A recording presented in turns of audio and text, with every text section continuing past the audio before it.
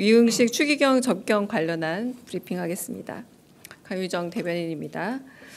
이재명 대통령은 오늘 오후 2시 대통령실을 찾은 유흥식 교황청 성직자부 장관을 접견했습니다. 이 대통령은 대한민국의 민주주의 회복과 인권 및 평화 문제에 교황청이 큰 영향을 미쳤다 말했고, 유흥식 교황청 성직자부 장관은 대한민국이 개업 이후 보여준 민주주의 회복력에 교황청의 많은 구성원들이 관심을 기울였다 대답했습니다. 이어 2027년 한국에서 열릴 가톨릭 세계 청년 대회가 세계 청년들 사이에 한반도 평화에 대한 공감대를 형성할 것이라면서 K-컬처 등 한국 문화에 대한 호감이 큰 역할을 할 것으로 기대한다고 말했습니다. 비공개 회담에서 이재명 대통령은 유흥식 교황청 성직자부 장관의 말씀을 경청했습니다. 유흥식 추기경은 프란치스코 교황이 생전에 불법 계엄 발생에 매우 놀라워했다는 소식과 함께 추운 겨울 거리에 나와 민주주의를 수호하고 무료 나눔으로 서로를 돌보는 한국인들의 모습에 감동했다고 전했습니다. 또한 새로 교황이 되신 레오 14세에게 한반도의 평화 문제에 대해 성심성의껏 전했고, 이에 대해 깊은 공감을 느낄 수 있었다고 말했습니다. 이에 이재명 대통령은 남북관계 개선과 한반도 긴장 완화에 신임 레오 14세 교황이 중요한 역할을 할 수 있을 것으로 기대한다 전했습니다. 유흥식 추기경은 어려움과 고난, 오해와 갈등을 겪고 대통령이 된 이재명 대통령에게 정치인을 위해 기도하지 않으면서 비판해서는 안 된다고 말하기도 했습니다. 또한 유 추기경은 이 대통령이 분명한 메시지를 선호한다고 해 미리 준비했다면서 4가지 주제가 담긴 A4 3장짜리 문서를 전달해 자리에 함께한 이들이 웃음을 나누기도 했습니다. 이상입니다. 네, 질문 받겠습니다. 네. 네, 안녕하세요. 한국일보 우태경입니다. 일단은 유흥식 추기경께서 전달하신 A4 3장짜리 문서에 어떤 내용들이 있는지 간략하게라도 조금 소개를 부탁드리고 싶고요.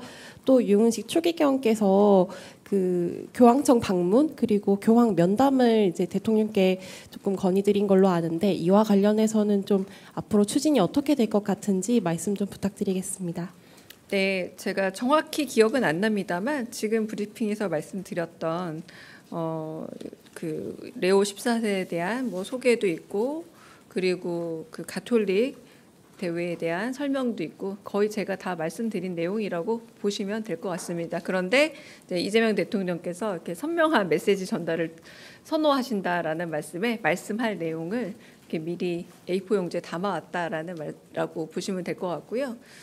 두 번째는 오늘은 그렇게 접견을 하고 담소를 나누는 자리였다 보니까 서로 이렇게 언제 한번 뵀으면 좋겠습니다라는 바람을 전달하는 정도였고, 구체적인 내용들은 오가지 않았습니다. 그리고 2027년 가톨릭 세계 청년 대회가 한국에서 열린다면 아주 특별한 일이 없는 한 아마 교황이 오시게 될 거다. 뭐 요 정도 얘기를 일단은 전했습니다. 네. 네. 네, 그 MBC 정상빈입니다. 지난 3월에 당시 대통령 탄핵 심판 선고 기일 지정이 미뤄지던 당시 유흥식 추기경이 영상 메시지의 형식으로 뭐 정의에는 중립이 없다 이러면서 빠른 선고를 호소하셨던 바가 있는데요. 혹시 뭐 이런 부분에 대해서도 대통령님과 뭐 말씀을 나누시거나 했는지도 궁금하고요. 그리고 오늘 그 모두 발언에 공개했던 내용 중에서 그 대통령께서 선거 때도 많이 애를 써주시고 말씀도 잘해주셔서 개인적으로 감사드립니다라고 말씀을 하셨는데, 이게 어떤 의미로 이해하면 될지 다시 한번 여쭙습니다. 네, 그거는 하나의 해프닝으로 두 번째 먼저 질문에 대한 대답을 드리자면 추기경께서 그냥 개인적인 용도로 그 이재명 대통령에 대한 메시지를 하나 남긴 게 먼저 대통령에게 전달되기 전에 대통령도 그냥 소셜 미디어에서 오히려 보게 됐다, 전달된 내용을 보게 된 게 아니라라고 얘기하는 장면에서 이제 거기서 보게 됐다라는 이제 뭐 그 말씀을 드리는 거고요. 그리고 제가 지금 정확하게 그 더블 쿼트라고 하기보다 결국은 그 중립이 오히려 더 위험할 수 있다라는 요지의 말씀을 했습니다. 그러면서 이제 정치인을 위해 기도하지 않으면 비판해서 안 된다라는 말과 함께 정치는 행정력과 행위력을 가지기 때문에 우리가 느끼는 삶의 진짜 어려움을 해결하는 것이라 매우 중요한 영역이다. 그래서 정치라는 것에 대해서 굉장히 이 하느님의 일단 그 추기경의 말씀에 하느님의 판단과 사랑과 나눔에 대해서 그 드릴 수 있는 기도를 드려서 정치인들이 그렇게 행할 수 있게 하는 게 성직자의 의무다. 그래서 아까 말씀드린 정치인을 위해 기도하지 않으면서 비판해서 안 된다라는 말과 함께 아까 질문하신 것처럼 중립이라는 것이 양비로는 옳지 않다라는 표현을 썼습니다. 청직자라고 하더라도 종교계도 양비로는 옳지 않다라는 표현을 썼습니다. 이 부분이 그 추기경께서 하신 말씀입니다. 네, 양비로는 옳지 않다. 네. 네. 네, 안녕하십니까. SBS 비주 우영준입니다. 그 오전 브리핑 때 말씀하시긴 하셨는데 그 미국과 관세 협상 데드라인이 내일까지여서 혹시 대통령실에서 현재 시점으로 파악하고 계시는 좀 진전된 상황들이 있는지 또 어떻게 대응할 예정이신지 여쭙습니다. 네. 지금 위성락 안보실장께서 가서 관세 및 뭐 정상회담 관련된 논의들을 할 것이라 예상은 되지만 그 결과에 대해서는 돌아오시고 안보실장께서 직접 브리핑을 하게 될 듯합니다. 중간중간에 보고 내용이 어떤 식으로 되고 있는지도 좀 확인하기는 어렵고요. 아마 결론적인 브리핑은 마지막에 이루어질 것으로 보입니다. 다른 질문 있으실까요? 네.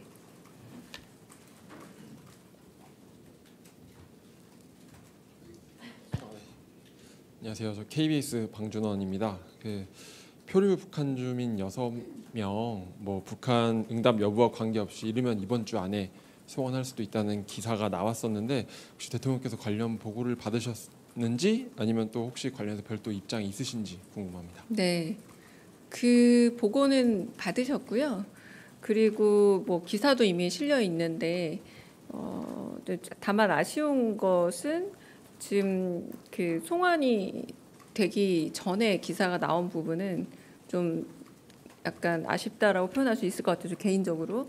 그런데 인도주의적인 차원에서 단순히 그 표류를 하다가 분사 분계선을 넘은 경우라면 그리고 그럼으로 인해서 가족과 생업이 모두 있는 고향으로 돌아가길 바란다면 이 부분에 있어서는 만약에 여러 가지 검증 결과가 문제가 없을 때 그렇다면 본인의 의사를 따라주는 게 좋지 않겠느냐라고 대통령께서 말씀하신 부분도 이미 있었습니다. 네. 네. 예, 그 SBS 강충환 기자라고 합니다. 그 네. 방송3법 관련해서 그 오늘 과방위 통과했는데 그 아까 과방위 그 회의에서 이진숙 방통위원장이 이제 대통령께서 방통위원을 만들라고 하셨다. 방송3법에 대한. 그러니까 최민희 위원장께서 뭐 대통령실에 확인해 봐라 이렇게 하셨고 김현 간사께서는 이게 방송 3법이 아니라 방송 개혁과 관련한 방통위 개혁안을 만들어 보라는 거였다. 뭐 이렇게 이제 논란이 오갔는데 그 사실관계가 좀 정확히 어떻게 되는지 좀 여쭙습니다. 네, 모든 발신 메시지는 수신자의 오해도 가능할 수 있다는 생각이 일단은 제 개인적으로 좀 들고요. 일단은 아침에 제가 브리핑했던 것처럼 방송 3법에 관해서는 더 많은 방송을 사용하고 있는 국민들, 방송의 소비층이라고 할 수 있을 국민들이 공감할 수 있는 방송에 대한 방송통신위원회에 대한 존립 근거가 필요하고 한편으로 그런 거버넌스가 마련되어야 된다라는 건 대통령의 평소 생각이십니다. 이 평소 생각을 저희는 하지만 입법기관이 아닙니다. 그러므로 인해서 입법과 행정이 분리되어 있는 3법 분리 과정에서 당연히 입법권을 존중하고 국회와 소통하기도 하고 하지만 국회 법안에 대해서 저희가 개별적인 의견을 내는 것은 꼭 적합하진 않다라고 생각을 하는데요. 제가 기억하기로는 지시라고 보기는 업무 지시라는 표현을 썼더라고요. 근데 지시라고 하기보다 의견을 물은 쪽에 더 가까웠다. 이건 제 주관적인 해석이긴 합니다만 이제 그런 부분에서 덧보태고 싶은 거는 아까 말씀드린 것처럼 입법에 의해서 거버넌스가 결정이 된다면 방송통신위원장으로서 입법 기관인 국회와 더 긴밀히 소통해야 하지 그 개회관과 기회관을 대통령에게 보고하는 것은 차우순이 아닐까라고 개인적으로 생각을 하고요. 충분한 입법기관과의 논의가 있을 만한 시간적 여유가 꽤 있었던 걸로 압니다. 근데 그 부분에 있어서 입법기관을 패싱하지 않는 것이 오히려 대통령께서 말씀하신 선출된 권력에 대한 임명된 권력의 존중감을 보여주는 하나의 태도가 아닐까라는 생각이 들기도 합니다. 개인적인 의견입니다, 모두. 네. 네, 가톨릭 평화신문 평화방송 윤재선 기자입니다. 이재명 대통령님이 올해 안에 교황청을 방문해서 레오 14세 교황님을 만나 뵐 것인가 이게 좀 관심인데요. 오늘 만남에서는 이 방문 시기와 관련해서 어떤 조율하신 게 있는지, 대통령실과 교황청 간의 조율이 지금 이루어지고 있는 건지 좀 말씀해 주시면 고맙겠습니다. 네. 오늘은 접견이라는 말이 더 적합한 정도의 만남이었고요. 추후 고려해 볼 수는 있으나 오늘 그렇게 구체적인 내용들이 오간 자리는 아니었습니다. 네네. 네. 저 TV조선 최민식입니다. 번지수가 사실 조금 잘못된 것 같긴 한데 조금 전 브리핑에서 대통령께서 인천 계양 맨홀 사고 관련해서 특단의 조치 그러면 요 관련해서 노동부 2차관 신설도 이제 어느 정도 기정사실화된 거라고 볼 수도 있는 건가요? 글쎄요. 그 부분에 대해서는 제가 전혀 아직 파악된 바가 없기 때문에 조금 파악한 이후에 답을 드리겠습니다. 다른 질문 없으시면? 네. 네, 오마이뉴스 김경련 기자인데요. 대통령께서 오늘 천주교의 지도자분을 추기경을 만나셨는데요. 다른 종교 지도자분들도 만날 계획이 혹시 있으신지 여쭙고 싶습니다. 네, 계획이 있는 걸로 알고 있고요. 엠바고 관련상 문제가 없다면 아마 엠바고를 걸고 아마 공지는 이루어질 것으로 알고 있습니다. 네. 네, 마지막 질문 받겠습니다. 네.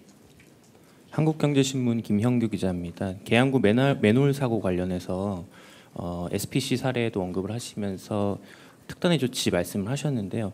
그렇다면 이제 과거에는 어떤 시점부터 이 산업재해에 대해서 좀 더 보시는 건지 혹시 좀 특정하고 계신 시기가 있는 건지 좀 궁금합니다.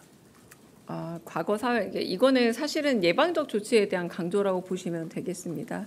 그러니까 예방적 조치에 대해서 가장 강한 사회적인 발언의 수위는 결코 이런 일이 재발했을 때 대해서는 재발에 대해서 엄격한 일종의 징벌이 있다. 하지만 잘 예방했을 때에서는 그 부분에 대한 또 상도 있을 것이다라는 끊임없는 대통령의 메시지가 있다라는 거죠. 그런데 여름철이 되면서 여러 안전사고들이 발생하고 있는 흐름 속에서 다시 한번 좀 경각심을 좀 강조하고 이런 부분에 대해서 안타까운 사고가 없기를 바라는 마음에 좀 강한 경고가 나왔다고 보시면 될 듯합니다. 그럼 여기서 브리핑 마치겠습니다.